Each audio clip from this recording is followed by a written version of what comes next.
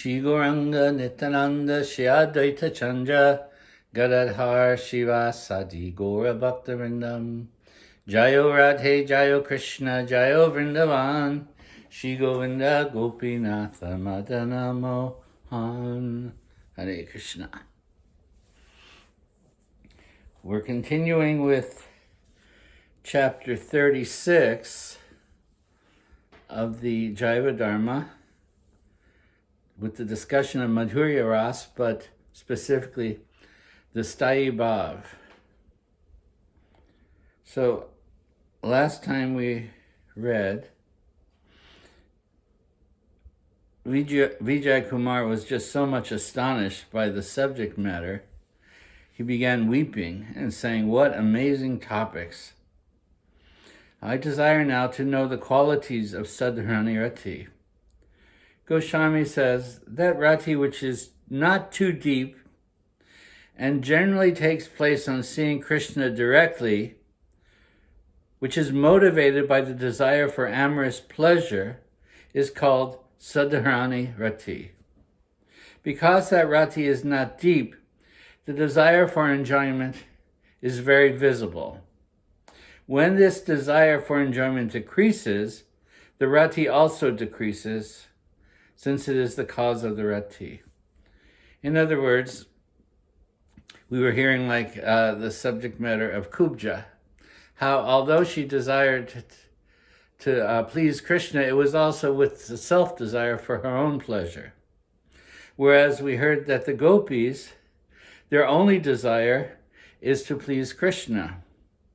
The gopis' rati is samartha, since it surpasses society's rules and dharma. Samartha is strong rati, and is never to be considered improper.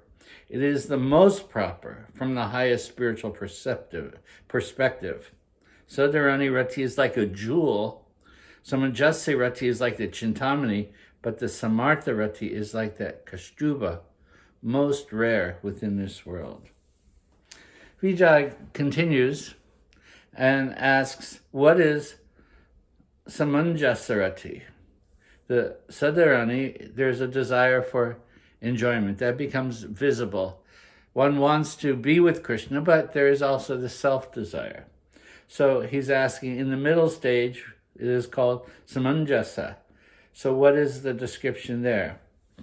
Goswami says, it is a rati arising from hearing about Krishna's qualities and form, but identifying as his wife. Not in the conjugal mood, but in the official mood of being the wife of Krishna. Sometimes showing a distinct desire for enjoyment. Sometimes the wife is wanting to give pleasure to her beloved, but sometimes she's also wanting to receive some pleasure. So this is called middle rati or samanjasa rati. When the desire for enjoyment becomes visible in samanjasa rati, it is difficult to bring Krishna under their control by their actions. Because Krishna is actually controlled by pure love, that desire to please him. So they are not, it is difficult then to bring Krishna under their direct control. Vijay Kumar says, now give us a definition of samartha rati. Goswami says, the desire for enjoyment is present in any Madhurya rati. In Sadharani and Samjasa rati, the desire for enjoyment is for the self. When the desire for enjoyment becomes one with itself, after attaining a special nature in which the desire for enjoyment is not for oneself, in other words, it's for one's beloved, that rati is called samartha rati. Vijay Kumar asks, what is this special nature? Goswami says, there are two types of enjoyment. Attaining happiness of one's own senses through the beloved, and giving happiness to the senses of the beloved by oneself. The first type is called kam. Kam meaning lust, a self-desire. The second type, though, is called rati. The desire is to benefit the beloved. The Sadarani Rati, the first desire, is very strong. Samanjasa Rati is not so strong. And in the Samartha Rati, there is a special quality in the desire to enjoy, the desire to benefit the beloved. Vijay Kumar says, during enjoyment, there must be happiness from the touch of the beloved. Does the desire for that happiness exist in Samartha Rati? Goswami says, though the desire is difficult to suppress because of its strength, the desire becomes very weak in the heart of the person with Samartha Rati because of its special nature. Rati, when it becomes strong, covers the desire for enjoyment. There's always pleasure in the intimacy of coming together with Krishna, but the desire is, the strongest of those desires is to please Krishna, and therefore the desire for one's own self kind of fades in the background. It covers the desire for enjoyment, and the Rati becomes one with the desire for enjoyment to please Krishna. What is the special glory of this Samartha Rati? Arising from Lana Nishta Sarup, or a slight connection with anything related to Krishna. Samartha Rati is most condensed, and even a trace of it makes one forget everything else. Everything puts one in a swoon of remembering Krishna and desiring his pleasure, giving him pleasure through one's natural serving mood and loving mood. Vijay Kumar says, how does the pure desire for enjoyment mix with Rati and become one with it? Goswami says, there is only the desire for Krishna's happiness within the gopis. One's own happiness and enjoyment is accepted as favorable for Krishna's happiness. Just like Radharani, we were reading, when she saw herself in the mirror, she looked very beautiful, but she didn't embrace that beauty for herself. She wanted to offer it to Krishna. How pleased will Krishna be to see the beauty of this form? She was thinking of Krishna. So the desire of the gopis is only for the pleasure of Krishna, even though there may be some concept of enjoyment that may be there, like seeing oneself looking very beautiful, but the desire becomes transferred to Krishna's pleasure. The desire for enjoyment and the Rati for making Krishna happy assumes an astonishing beauty with waves of astonishing pastimes. It does not let the desire for enjoyment exist separately. Samanjasa Rati sometimes manifests actions for one's own happiness. Oh, what an astonishing Rati! I desire to hear its highest glory, says Vijay Kumar. Goswami says, when Samartha Rati becomes deep, becomes the state known as Mahabhav, which is seen in Radharani, which is sought by liberated souls and the best of devotees. They may attain it according to their capability. Vijay Kumar says, "Oh Prabhu, I want to know the stages of this Rati. When Rati is firm, it is called Prem. And further development, we may call Sneha, Mana, Pranaya, Rag, Anurag, and Mahabhav. This is all described by Rupa Goswami in his Ujjala Nilamani. Can you give an example? Goswami says, it may be compared to a seed, the sugarcane plant, the sugarcane juice, the molasses, the solidified molasses, the granulated sugar, the refined sugar, finally the rock candy. It is condensed love. From basically the seed to the juice to like this. It is becoming condensed to the final stage of rock candy, solidified sweetness. Rati, Prem, Sneha, Man, Pranaya, Rag, Anurag, and Mahabhav. Though these individual names exist, they're all called by one name, Prem. Sneha and others are stages of Prem's pastimes. Sages generally use the word Prem to denote these six stages beyond prem to Mahabhav. Krishna manifests a type of love for a particular woman similar to the love manifested by the woman for him. So it is natural, even as described in Bhagavad Gita, as Krishna says, as you surrender unto me, I reciprocate that accordingly. The nature of the living being, and specifically in the highest living being, is to reciprocate love. One would be a miser if he just wants to take and not reciprocate. So the nature of a living being is to reciprocate. Someone gives a gift, you want to show them that you were pleased by receiving that gift, and so you give them something in return, even if it's just some complimentary words or something. But that is the nature of love, and it is an exchange. So Krishna also exchanges love in accordance with the nature of the gopi he is associated with at the moment.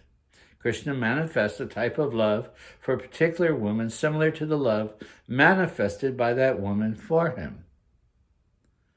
And therefore we glorify Radharani because we know that she can give Krishna the highest prem. She is the embodiment of Mahabhav. So we look to her. When we look to the examples of love, we look to Radharani. She's the very embodiment of divine love. For she knows how to please Krishna. And Krishna has to reciprocate that in such a way that sometimes he feels he's incapable of repaying that love, because their love is so great.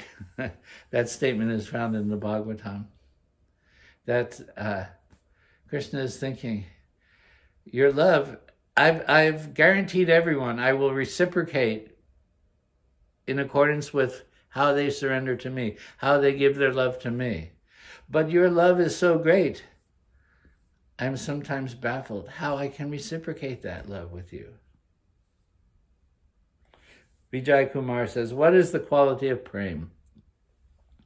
Goswami says, when the relationship of love between the couple remains always without destruction, even when there are so-called causes for destroying, it is called prem. That is, that love can never be broken. Some element or external cause may be there, but nothing will interrupt that love. It is eternal.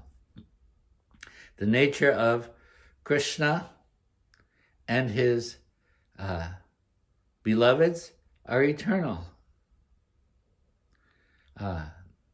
Actually, it is the nature of the living being to have an eternal relationship with Krishna. Nitya Nityananam Chaitanas Chaitananam. But the gopis are fixed in such a love that it will never diminish, as will be sometimes, and oftentimes we'll say, oftentimes seen within this material world, that a loving bond between two people gradually disintegrates, whatever the external causes have manifested, and it begins to disintegrate. So within the spiritual world, this never happens. Actually, it says to ever be increasing, never decreasing, always increasing. That is the nature of pure prem. And that's why we glorify that love of the spiritual world beyond the love of this material world. In this material world, what we call love is subject to disintegration. People also become enemies after loving each other. It is often seen. But that will never happen within the spiritual world, because that is pure and eternal love. What are the different types of prem? Again, we can consider them as deep, moderate, and weak. So what is deep prem? When the person experiences pain on not knowing the state of the beloved's heart because of delay or other factors, that prem is called deep. That a natural concern or What happened? Where is my beloved? We were meant to meet at this time. That concern is deep because there is the element of worry also. That, have I done something? Have I upset my lover? So many other things can come within the spiritual mind of the gopis, thinking, what is the delay? Why is Krishna not here? And their love swells in thinking in this way. So even what appears to be a negative becomes a positive in the spiritual world. There's never negatives in the spiritual world. It's all positives. Om Purnamada Purnamidam Purnat Purnamudachyate. It's always positive, always growing. So what may stimulate what may be a worry or what appears to be a negative is actually a growth of loving sentiment. That's why sometimes it is said that love in separation is the highest, because the intensity of that love in separation swells to the highest degree, that you're longing for that lover, you're longing for Krishna. And so that increases that bhav, that mood. But that prem, which does not reject the woman or give great regard to the woman because of extreme familiarity or continual presence, is considered a weak form of prem. Attractive prem for another person acts also as an obstacle. The difference between deep, moderate, and weak can be easily understood by one's symptoms. Where separation cannot be tolerated, one thinks one cannot go on without being with my beloved. That is deep prem. When separation can be tolerated, but there's some difficulty, it is called moderate prem. And where one even forgets about the separation, it is called weak prem. So everything can be divided into threes, like the modes of nature. So even when we're describing prem, or the nature of love, it can be divided into three. There is always the lowest, the middle ground, and the highest. Oh, I have understood prem. What is the nature of sneha? When prem ascends to its highest excellence, more fully illuminates the object of love, and liquefies the heart, it is called sneha. It liquefies the heart. Chit means the realization of the object of prem. The second characteristic is that when sneha rises, one can never be fully satisfied with seeing the Lord. Are there different degrees of excellence and inferiority in sneha also? The heart melts in 3 grades. Low, through the meeting, direct meeting, medium through seeing, and the highest through hearing. Hearing about one's beloved increases one's desire to be with one's beloved, with Krishna. And sneha can be described as having 2 essential forms, grita and madhu, ghee and honey. So these are comparisons. Sneha in the form of ghee and sneha in the form of honey, grita and madhu. So what is grita sneha? Sneha filled with great respect is called grita sneha. When grita sneha mixes with the shadow of madhu sneha, it becomes tasty. Its natural quality is extreme coolness. From respect in the woman with equal respect from the man, it becomes thick because of its natural extreme coolness. Sneha, filled with deep respect, takes on the quality like ghee. Ghee melts, melting of the heart. But there is a natural regard for each other, and that is considered grita sneha. What do you mean by respect? Oh, adara means respect, arising from thinking a person is respectable. Adara Gauravam, taking shelter of each other. Though respect arises in rati, because it becomes evident in sneha, it has been described in Sneha. What is respectability? Thinking a person is great is called respectability. So this is seen maybe in the queens of Dwarka. They have a regard. Krishna is very great. They love him because of his greatness. He is sometimes maybe seen as the supreme, or even the king or the prince of the area. So for this reason, there's a sense of greatness there. And what is Madhus Sneha? Oh, this is when the lover thinks, you are mine. The difference between the Grita and the Sneha is in Grita, one says, I am yours. Krishna, I am yours. But we see in Radharani the Madhu Sneha. She says, you are mine. So this conquers Krishna because she is claiming, you are mine. You are mine alone, no other. So there's one sense of I am yours, giving oneself to one's beloved, and the other one is claiming the beloved for yourself. You are mine. So this is called madhu, or honey, nectar, the highest expression of love. When one considers the object of one's love, or Krishna, as your own. Krishna, you are mine. And this is exemplified in Radharani alone. And what is this possessiveness? The appearance of Rati has two types. I am his, he is mine.